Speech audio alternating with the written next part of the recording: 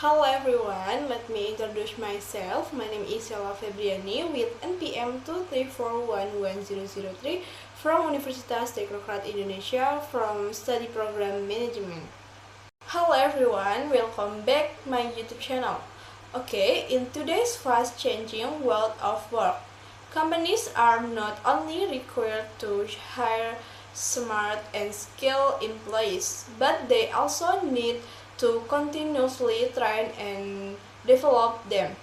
However, one important thing that is often overlooked is that the success of training and development programs is not determined only by good materials or modern facilities.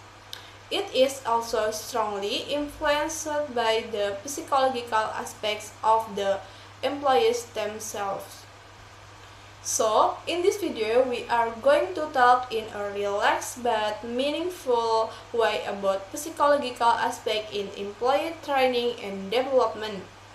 Okay, we will discuss what it means, why it is important, the key psychological factors involved, and the benefits for both employee and companies. So, make sure you watch until the end. Before we go deeper into the psychological aspects, let's first understand what training and development mean. Employee training is a process aimed at improving employees' skills, knowledge, and abilities so they can perform their current jobs better.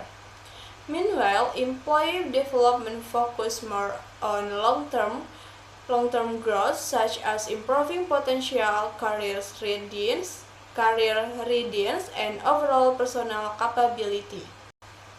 Training usually focuses on current job needs, while development prepares employees for future roles. Both are equally important. Without training, employees may fall behind. Without development, employees may find it difficult to grow and advance in their careers. Now, let's move on to the main topic. Why are psychological aspects so important in training and development?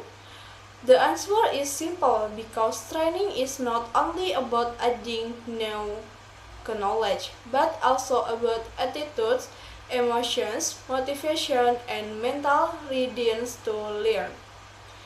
Employees who are psychologically ready to join training programs will understand the material faster, participate more actively, and show greater enthusiasm in improving their skills.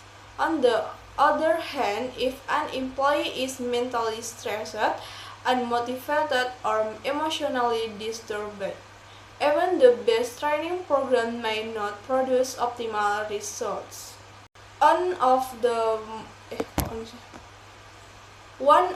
most influential psychological aspects in training and development is motivation. Motivation is the inner drive that encourages someone to learn, grow, and become better. Highly motivated employees usually participate in training seriously, actively ask questions, and are eager to apply what they have learned. In contrast, if employees attend training only because they are forced to or simply to fulfill requirements, the benefits of the training will be very limited. That is why companies must build employee motivation through rewards, career opportunities, recognition, and a supportive work environment.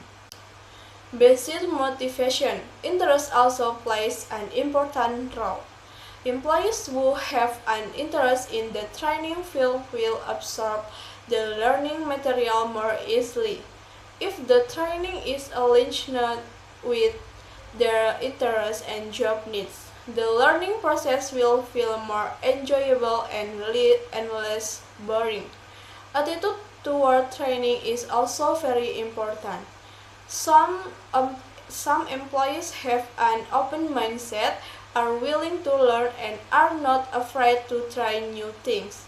Others may feel that they already know enough and are unwilling to change.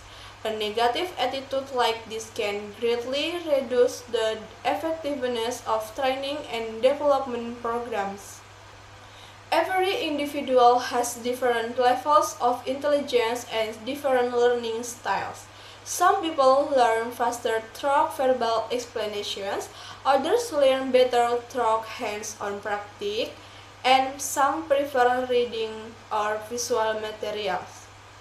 This difference must be considered in training programs. If the training methods do not match the learning styles of the participants, the result might not be optimal. That is why psychological aspects such as intelligence and learning preference are very important in designing effective training programs. Emotional stability also plays a big role in training and development. Employees who are emotionally stable can handle challenges better, accept feedback positively, and learn from their mistakes. They are less likely to give up when they face difficulties.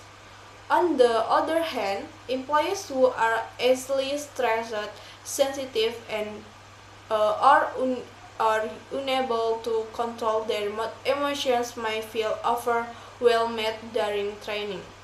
This emotional condition can slow down the learning process and reduce their self-confidence. Self-confidence is another important psychological factor. Employees who are confident will be more willing to try new things, ask questions, and take learning opportunities. They see mistakes as part of the learning process, not as failures. Meanwhile, employees who lack self-confidence tend to be passive, afraid of making mistakes, and reluctant to show their abilities.